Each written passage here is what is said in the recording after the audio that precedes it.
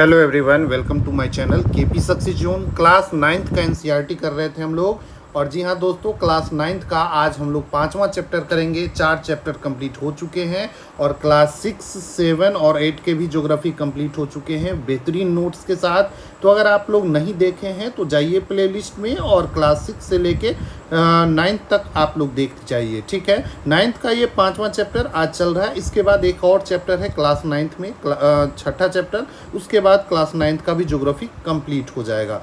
तो पढ़ते रहिए, आने वाले सभी एग्ज़ाम के लिए ये इम्पोर्टेंट है। चाहे आप बीपीएससी टीआरई का एग्ज़ाम जो 4 होने वाला है उसका तैयारी कर रहे हो, या फिर जो 70वीं बीपीएससी है उसकी तैयारी कर रहे हो, या यूपी पीसीएस, किसी भी स्टेट पीसीएस में आपको एनसीईआरटी काफ़ी हेल्प करने वाला है। तो एक एक पॉइंट को हम समझेंगे एनसीईआरटी के।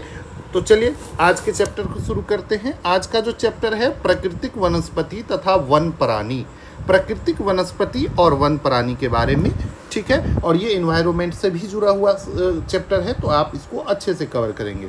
भारत की बात करें तो भारत में मुख्य रूप से 12 जैव विविधता वाला देशों में से एक है। भारत जो है विश्व के 12 जैव विविधता वाले देशों में से एक है। यहाँ पर 47,000 विभिन्न जाति के पौधे पाए जाते हैं। भारत में 47,000 विभिन्न जाति के पौधे पाए जाते हैं और ये विश्व में 10वें नंबर पर आता है। ध्यान रखेंगे, पूरे विश्व में 10वें नंबर पर आता है जहाँ पर सबसे ज़्यादा पौधे में विविधता पाया जाता है, ठीक है। कितना? तो 10वें नंबर पर, ठीक है। और वहीं बात करें एशिया में, तो एशिया में ये चौथे पोजीशन पे आता है, ठीक है। भारत में 15,000 फूलों के पौधे भी पाए जाते हैं, जो कि विश्व के टोटल फूल का 6% है। मतलब पूरे विश्व में 6% फूलों का उत्पादन हमारे यहाँ होता है और 15,000 प्रकार के फूल भारत में देखने को मिलते हैं, ठीक है। कुछ बिना फूल वाले पौधे भी भारत में पाए जाते हैं, जिससे फर्न हो गए, शैवाल, कवक, ये सभी जो है दोस्तों बिना फूल वाले पौधे हैं। तो पूछा जा सकता है, एनसीईआरटी में इसकी चर्चा है, तो ध्यान रखेंगे। फर्न, शैवाल, कवक, ये सभी जो है बिना फूल वाले पौधे हैं। फूलों वाले पौधे की संख्या कितनी हो गई? तो 15,000 याद रखेंगे। कितना परसेंट है पूरे विश्व का? तो 6%। और साथ ही दोस्तों भारत में 90,000 प्रजाति के जानवर भी पाए जाते हैं, ठीक है। तो यही कारण है कि भारत में काफ़ी विविधता देखने को मिलता है, चाहे आप पौधे में हो या फिर फूल में हो या फिर जातियों में, जानवर के जातियों में देखें तो सब जगह भारत में विविधता ज़्यादा है और विविधता ज़्यादा है, ठीक है। चलिए अब हम बात करेंगे प्राकृतिक वनस्पति के बारे में। देखिए कुछ भी नहीं छोड़ा गया है, एक एक पॉइंट को हम कवर करेंगे यहाँ पर, जिस तरीके से एनसीईआरटी आपको पढ़ने की दोबारा ज़रूरत ना पड़े, ठीक है। एक एक पॉइंट आपको यहाँ पढ़ाया जाएगा, तो निश्चिंत होकर आप पढ़ते चलिए। और एनसीईआरटी जो है काफ़ी इंपॉर्टेंट है किसी भी सब्जेक्ट को समझ को विकसित करने के लिए और अच्छे से अच्छे स्कोर करने के लिए। तो पढ़ते जाइए और साथ ही नीचे कमेंट करके ज़रूर बताइएगा कि आपका वीडियो कैसा लग रहा है, ठीक है। तो प्राकृतिक वनस्पति क्या है? तो वनस्पति का वह भाग जो बिना मनुष्य की सहायता से अपने आप पैदा हो जाता है। मतलब वैसा वनस्पति जिसको मनुष्य मतलब पैदा नहीं करता है, मतलब मनुष्य रोपता नहीं है, बोता नहीं है, मतलब कुछ नहीं करता, वो अपने आप पैदा हो जाता है, उसको बोलते हैं भैया प्राकृतिक वनस्पति। भैया एक तरह का ढीठ है, मतलब अपने आप पैदा हो जाता है, कोई मतलब नहीं है, कोई खाद पानी की इसको ज़रूरत नहीं है। इसको अक्षत वनस्पति भी बोलते हैं। क्या बोलते हैं? अक्षत वनस्पति। भारत में 2 तरह के वनस्पति देखने को मिलता है, एक तो देशज और दूसरा विदेशज। देशज नाम से स्पष्ट है, मूल रूप से भारतीय वनस्पति बोलते हैं। वैसा वनस्पति जो मूल रूप से भारतीय हो उसे देशज बोलेंगे, और विदेशज जो भारत के बाहर से आए हैं उसे विदेशज बोलेंगे, ठीक है। अब देखेंगे हम लोग वनस्पति और प्राणी जगत में विविधता का कारण क्या है। हमारे देश में वनस्पति और प्राणी जगत में जो विविधता है उसका कारण क्या है। तो देखिए भारत जो है बहुत ही धनी है विविधता के मामले में, क्योंकि भारत में हर तरह का क्षेत्र है, हर तरह का भूभाग है। कहीं पठार है, कहीं पहाड़ है, कहीं मैदान है, कहीं मरुस्थल है, तो कहीं बहुत ज़्यादा वर्षा होता है, तो कहीं बिल्कुल सूखा है। मतलब कहीं नदियों का जाल बिछा हुआ है, तो कहीं झरने हैं। तो हर तरह के चीज़ भारत में मौजूद है और भारत एक भारत के भूमि को ये सौभाग्य प्राप्त है कि हमें भाषा में विविधता के साथ साथ वनस्पति प्राणी जगत में भी विविधता और धर्मों में भी विविधता देखने को मिलता है, और फिर भी हम लोग एकजुट होकर एक साथ हम भारत देश में निवास करते हैं। तो भारत विविधताओं का देश है, ठीक है। तो वनस्पति और प्राणी जगत में विविधता का कारण अगर देखें तो सबसे पहले भूभाग बताएं भाई। भारत में पर्वत, पठार, मैदान, शीतोष्ण कटिबंधीय मतलब शीतोष्ण कटिबंधीय में जहाँ पर शीत ऋतु ज़्यादा हो देखने को मिलता है, इन सभी जगहों पर वनस्पति और प्राणी में काफ़ी विविधता होती है। अब देखिए जो पर्वतीय एरिया है वहाँ पर अलग तरह का वनस्पति देखने को मिलेगा, ढलानों पे शंकुधारी वन देखने को मिलेगा। वहीं बात करें पठारी एरिया में चल जाएंगे, मैदानी एरिया में चल जाएंगे तो वहाँ अलग तरीके से वन देखने को मिलेगा, पर्णपाती वन देखने को मिलेगा, अर्धपर्णपाती वन देखने को मिलेगा। वहीं बात करें मरुस्थलीय क्षेत्र में अगर चले जाएं तो आपको कटीली झाड़ी वाला वृक्ष देखने को मिलेगा। तो भारत के भूभाग पर भी काफ़ी डिपेंड करता है भारत के प्राणी जगत और वनस्पति में विविधता। और जैसे वनस्पति और वन होंगे वैसे ही वहाँ पर प्राणी जगत भी और प्राणी भी जानवर भी देखने को मिलेंगे, ठीक है। उसके बाद है दोस्तों मृदा पर भी डिपेंड करता है भारत में वनस्पति और प्राणी जगत की विविधता। अलग अलग प्रकार की मृदा की विविध प्रकार के वनस्पति पाए जाते हैं। देखिए अलग अलग प्रकार के मृदा में, मिट्टी में अलग अलग तरह के आपको वनस्पति पाए जाते हैं। और कई बार पूछा जाता है मरुस्थल में जहाँ पर देख लीजिए बलुई मिट्टी होती है और वहाँ पर कटीली झाड़ियाँ पाई जाती है। इस झाड़ियों की जो जड़ होती है वो काफ़ी लंबी होती है और ज़मीन में, ताकि वो क्या कर सके, पानी प्राप्त कर सके, ठीक है। उसके बाद नदी के और डेल्टा वाले क्षेत्र में पर्णपाती वन देखने को मिलता है। वहीं बात करें पर्वत के ढलानों पर अगर जाएं तो वहाँ मृदा की जो परत होती है काफ़ी गहरी होती है और यहाँ पर शंकुधारी वन देखने को मिलता है। तो पूछा जा सकता है कि शंकुधारी वन कहाँ पाया जाता है, तो ये पर्वतों के ढालों पर पाया जाता है और पर्वतीय क्षेत्रों में पाया जाता है। तो मृदा भी और भूभाग दोनों ही क्या है, वनस्पति और प्राणी जगत में विविधता के एक कारण है, ठीक है। उसके बाद बात करें तो जलवायु भी एक कारण हो सकता है और होता है। उसमें जलवायु में सबसे पहले हम देखेंगे तापमान। देखिए तापमान के हिसाब से अगर भारत को देखें तो कहीं पर उष्ण है, उष्ण मतलब गर्म ज़्यादा पाया जाता है। उपोष्ण मतलब ना तो गर्म और ना तो ठंडा, मतलब कि थोड़ा सा कम गर्मी जहाँ पर पाया जाता है उसको उपोष्ण बोलते हैं। शीतोष्ण मतलब यहाँ पर थोड़ा सा मतलब कम ठंडा पाया जाता है। और अल्पाइन में चले जाएंगे तो ज़्यादा ठंडा, मतलब 60 डिग्री के आसपास टेम्परेचर रहेगा। यहाँ पर देखेंगे तो 20 डिग्री से 15 डिग्री टेम्परेचर। उष्ण कटिबंधीय वैसा हो जाएगा जहाँ पर टेम्परेचर ज़्यादा होगा, मतलब 35 से 40 डिग्री सेल्सियस। उपोष्ण में हो जाएगा, आपको मान सकते हैं 20 से लेके 30 तक डिग्री सेल्सियस, ये उपोष्ण। तो देखिए हर तरह का तापमान वाला क्षेत्र भारत में देखने को मिलता है, ठीक है। उष्ण वाला, उपोष्ण कटिबंधीय, शीतोष्ण कटिबंधीय, अल्पाइन, और हर जगह अलग अलग प्रकार की वनस्पति पाए जाते हैं, अलग अलग तरह के जीव जंतु पाए जाते हैं। जैसे कि फर वाले जो भालू है ये आपको शीतोष्ण मतलब बर्फीले भालू पाए जाते हैं। कहाँ पर? जहाँ पर बर्फ़ पाया जाता है, ठीक है।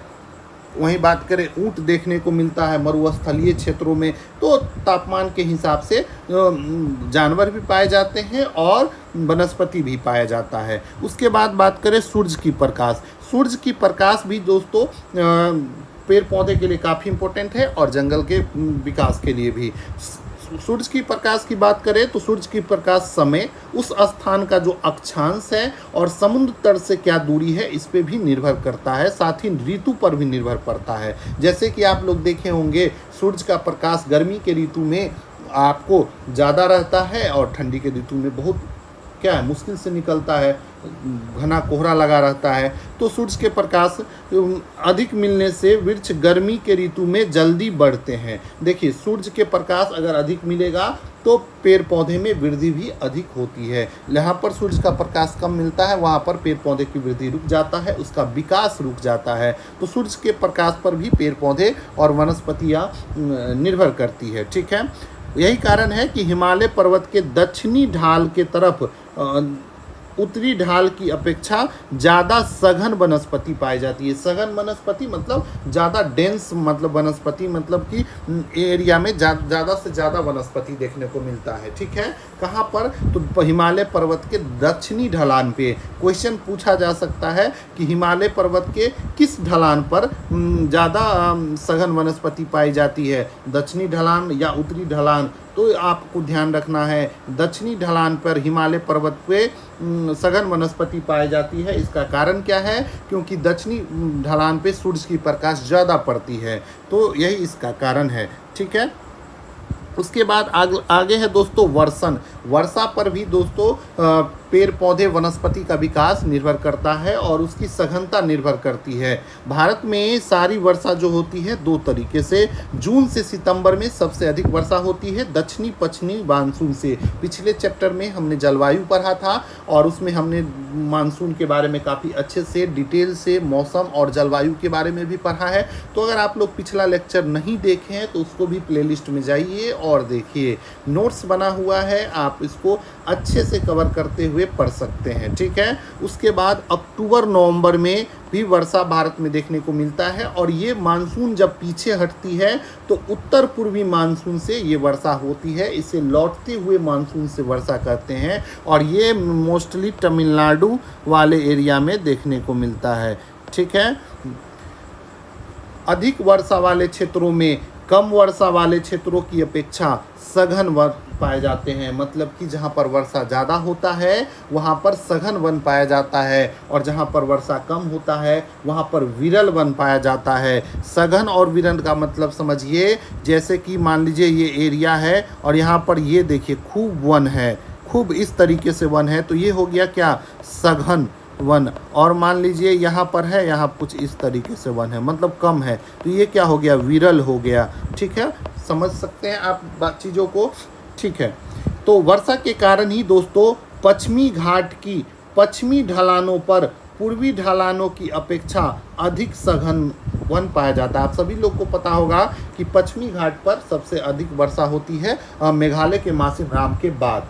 मेघालय का मासिम राम जहां विश्व का सबसे अधिक वर्षा होता है। उसके बाद पश्चिमी घाट में पश्चिमी ढलान, उसमें भी पश्चिमी घाट में पश्चिमी ढलान में पूर्वी ढलान की अपेक्षा अधिक वर्षा रिकॉर्ड की जाती है और यही कारण है कि पश्चिमी घाट के पश्चिमी ढलान पर आपको काफ़ी अधिक सघन वन पाया जाता है। तो ये था कारण वर्षा पर किस तरीके से वन निर्भर करता है। तो हम लोग देख लिए किन किन कारण पर वनस्पति और प्राणी जगत जो है निर्भर करता है और विविधता का कारण है। तो आप लोग समझ लीजिए, पहला भूभाग देख लिए हम लोग, दूसरा था मृदा, तीसरा हम लोग देखे जलवायु और सूरज का प्रकाश, तापमान, वर्षा।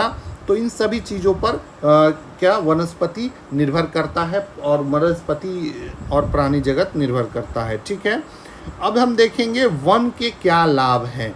वन के क्या लाभ हैं? तो देखिए, वन जो है एक नवीकरणीय योग संसाधन है। अब देखिए, नवीकरणीय और अनवीकरणीय क्या होता है। नवीकरणीय जिसको हम लोग बार बार उगा सकते हैं, बार बार प्रयोग में ला सकते हैं, तो वन जो है नवीकरणीय संसाधन है और ये वातावरण की गुणवत्ता को बढ़ा देता है। वातावरण की गुणवत्ता को क्या करता है? बढ़ा देता है। और मनुष्य के लिए वन तो काफ़ी वरदान है। हम लोग जो है सांस में क्या लेते हैं? ऑक्सीजन लेते हैं और पेड़ पौधे क्या करती है? ऑक्सीजन रिलीज करती है। तो हमारे श्वसन के लिए पेड़ पौधे काफ़ी इम्पोर्टेंट है। ठीक है, ये कार्बन डाइऑक्साइड की मात्रा को भी कम करती है और भूमंडलीय तापन को भी कम करती है।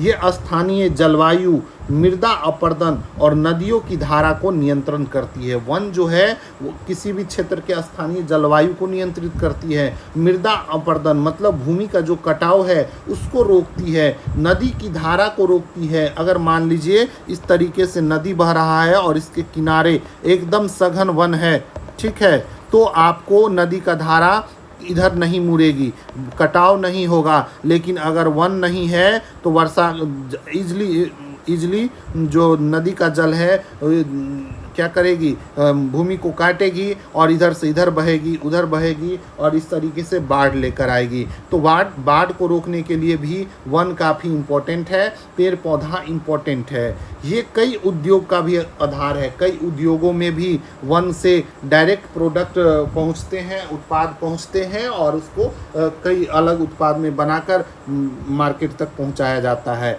पर्यटक को बढ़ाया देता है। आप लोग जानते हैं जहाँ पर वन ज़्यादा होता है और ख़ासकर आजकल तो जब से सोशल मीडिया का ज़माना बढ़ा है, लोग ब्लॉग बनाने के लिए, घूमने के लिए अलग अलग तरह के वन में जाने लगे हैं, तो पर्यटन को भी बढ़ावा मिलता है। ठीक है, पवन और तापमान को नियंत्रित करता है।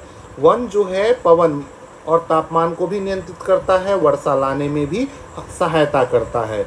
मृदा की जीवाश्म मिलता है, वन से ही मृदा को क्या मिलता है, जीवाश्म मिलता है। पेड़ पौधे सड़ गल के जो जमीन के नीचे गड़ जाते हैं तो वही कई वर्षों बाद क्या है मिलता है हमको, जीवाश्म के रूप में परिवर्तित हो जाती है और इसी से हमको जीवाश्म ईंधन मिलता है और कई प्रकार के चीज़ हमको इससे प्राप्त होता है। वन प्राणियों का आश्रय, जी हाँ दोस्तों, वन प्राणी भी जो है दोस्तों ये आश्रय का काम करता है वन।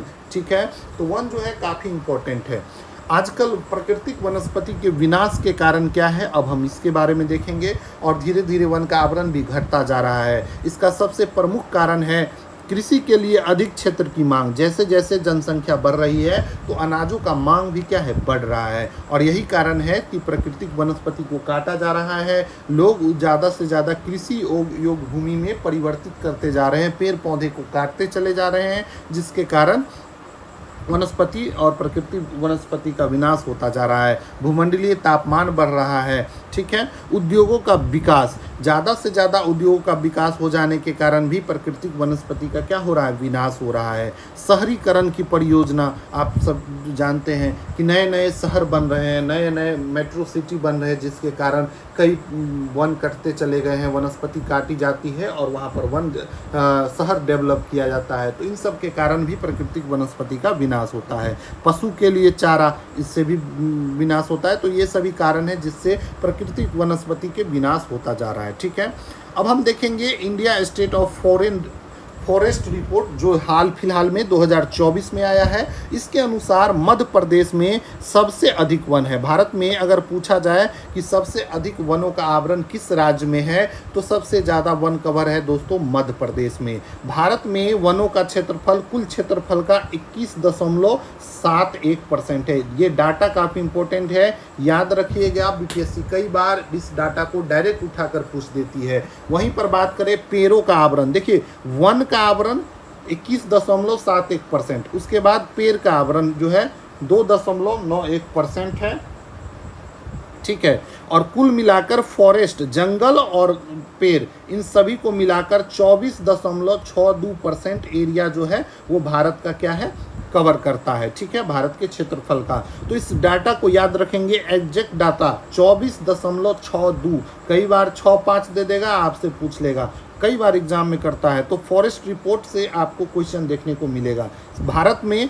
ठीक है, उसके बाद बिहार में बात करें, अगर आप बिहार में आते हैं तो बिहार में सबसे ज़्यादा वन जो देखने को मिलेगा वो कैमूर डिस्ट्रिक्ट में मिलता है। तो इसको भी ध्यान रखेंगे, सबसे ज़्यादा वन आवरण बिहार में, पूछे कहाँ पर है तो कैमूर में है। ठीक है, नेशनल फॉरेस्ट पॉलिसी के अनुसार ये परसेंटेज होना कितना चाहिए, तो कम से कम 33% किसी भी क्षेत्र में वन होना चाहिए। मतलब कि एक तिहाई 100 में 33% पे क्या होना चाहिए, वन होना चाहिए। कितना, तो 33% पे क्या होना चाहिए, वन होना चाहिए किसी भी क्षेत्र के में। ठीक है, तब जाकर वहाँ का पर्यावरण क्या होगा, अच्छा होगा। ठीक है, तो आज के क्लास में हम लोग यहीं तक पढ़ेंगे। अगले क्लास में हम पढ़ने वाले हैं वनस्पति के प्रकार पढ़ेंगे, जिसमें उष्णकटिबंधीय सदाबहार वन, उष्णकटिबंधीय पर्णपाती वन, मैंग्रोव वन, उष्णकटिबंधीय कटीले वन, इन सभी के बारे में डिटेल से पढ़ने वाले हैं और मैप से भी आपको दिखाएंगे।